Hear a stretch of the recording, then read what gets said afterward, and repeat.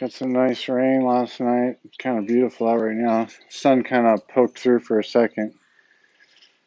Kind of a apropos time to make a video, I guess, because I kind of was thinking about something that we go through these little rough patches and we feel like, oh man, I'm not making any progress. I'm not getting better. I'm just, we kind of default back to an old behavior, old pattern.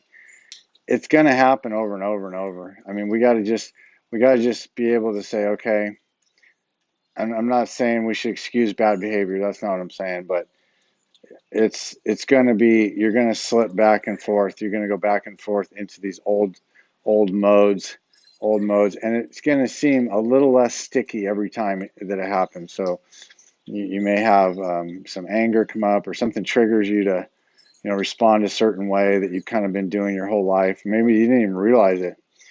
So I guess the first step is you recognize, oh, I don't have to react like that. I can react a different way.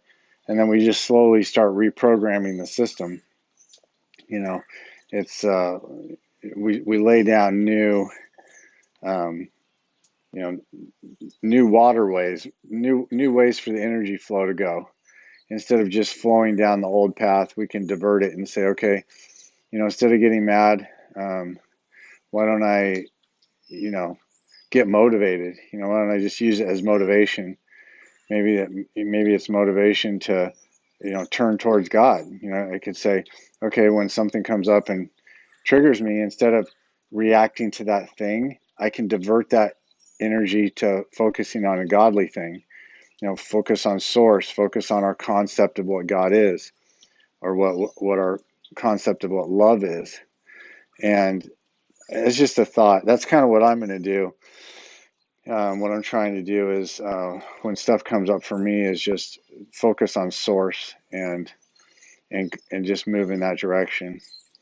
And I did have a thought. I got off work and I was mad about something, and I just thought about God for just one brief second, and it was amazing how much it like decompressed me, just almost instantly, just took the wind out of that sail. And what happens is when we follow down these paths, they build energy, right? So we're it's like when, I guess that's a good analogy. If the wind starts blowing, say anger or fear or whatever, and we put a sail up, that sail's going to catch more and more of it, and we're going to keep moving in that direction. And so if we can catch ourselves and say, okay, instead of putting a sail up and catching that energy, I'm just going to observe. I'm just going to observe. Oh, I'm feeling fear right now. That's interesting. Or, oh, I'm feeling anger. I'm going to think about God. I'm going to think about divine. I'm going to think about worshiping and loving God instead of directing my energy down this anger channel.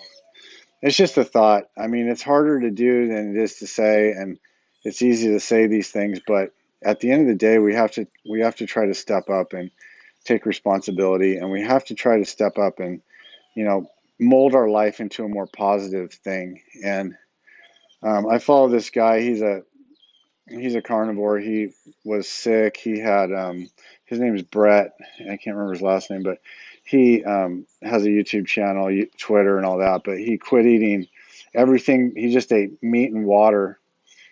And basically, this guy lives on hamburger meat, and bacon. And he lost a lot of weight. He was on a lot of psych meds. He suffered from decades of depression, and all that's gone. And he made a video talking about how we have to set goals for ourselves and we have to try to improve. And I think that's, it goes along these lines. We always think we got to set goals in terms of achieving material things, but we can set spiritual goals too. And we can say, okay, I want to be in this place. I want to imagine myself being, at this level or whatever. There's nothing wrong with that. There's a matter of fact, it's a really good thing to have spiritual aspirations. We just have to be careful because we can get that stuff mixed up with the material stuff real easy, and then you can get ego thing going on. It's just like someone, if they have a lot of wealth, you can, you know these people who are rich snobs, right? Well, you don't want to become a spiritual snob either. It should make you more humble. This is the thing about the Sahaj Marg path is if you're not becoming more humble, if you're not becoming more simple, then something is wrong. The practice isn't working because you should be becoming as humble and simple as just the simplest thing. And there's nothing difficult or mysterious about it. It's just about becoming more humble and more simple. And anyway, just some thoughts. Hope you all have a good day.